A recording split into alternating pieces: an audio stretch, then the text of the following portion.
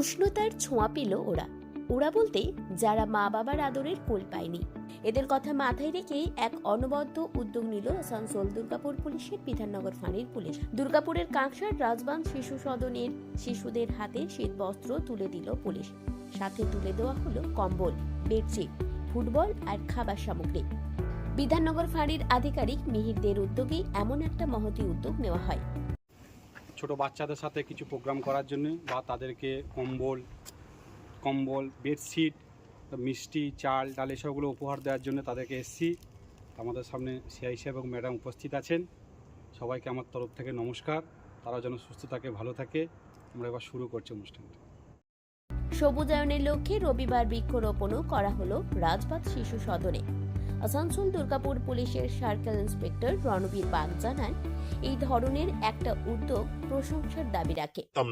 আজকে প্রায় 2 বছর আমি হলো সিআইএ আছি, যাক এর জন্য মিহিরকে স্পেশাল থ্যাঙ্কস।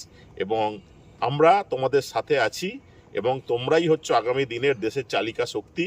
তোমরা মানুষের মতো মানুষ হও। আমি বলবো না তোমরা ওই পুঁথিগত বই পড়ো, শেখো, ওটাতে কোয়ালিফিকেশন বাড়ে। আমরা যেটা বলি শিক্ষাগত যোগ্যতা বাড়ে, কিন্তু মনুষ্যত্বের শিক্ষা, মানুষ হওয়ার শিক্ষা, সেটা একটা অন্য জিনিস।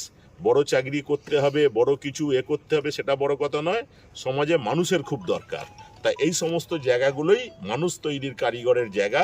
তোমরা মানুষ হও, সমাজে তোমরা ছাপ রেখে যাও এবং আগামী দিনের দেশ তোমাদের উপরই নির্ভর করে আছে।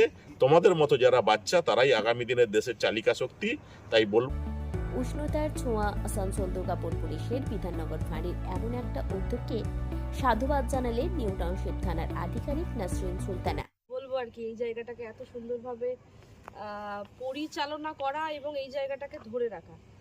সত্যি কথা বলতে রবিবারের পড়ন্ত বিকেল, আমার নিজেরই মেয়ে আছে 8 বছরের, সে এসেছে। তো আজকে এই জায়গায় আইসি বিধাননগরের একটা ভালো উদ্যোগ। এই যে সামনে আমাদের ছোট ছোট শিশুরা রয়েছে, এরা আগামী দিনের ভবিষ্যৎ। এবং শুধুমাত্র পুলিশের এমন একটা মহতী উদ্যোগে খুশি রাজবাঁধ শিশু সদনের কর্ণধার পার্থ দাস ও শিশুরা।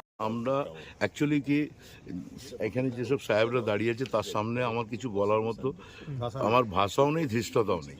তবুও আজকে আমাদের বিধাননগর আউটপোস্টের আইসি সাহেব টোটাল অর্গানাইজ করেছেন, মিহির সাহেব, এবং সেখানে এসছেন আমাদের ম্যাডাম এসছেন।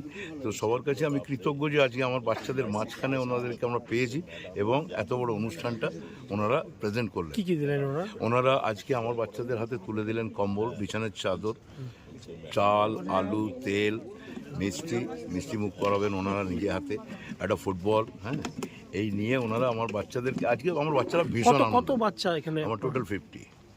ভালো। কি পেলে? কম্বল, বেডশিট, মিষ্টি, তারপর আলু, চাল দিলেন। চাদরও দিয়েছে? হ্যাঁ।